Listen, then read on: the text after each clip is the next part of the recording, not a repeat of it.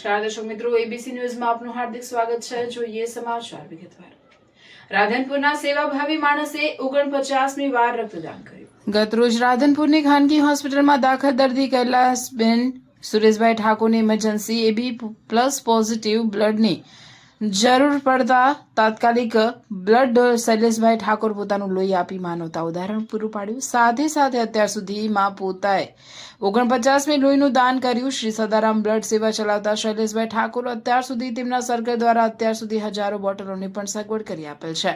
શૈલેષભાઈના પરિવારમાં તેમના દીકરા દીકરી જન્મદિવસ પણ લોહી દાન કરીને ઉજવે છે।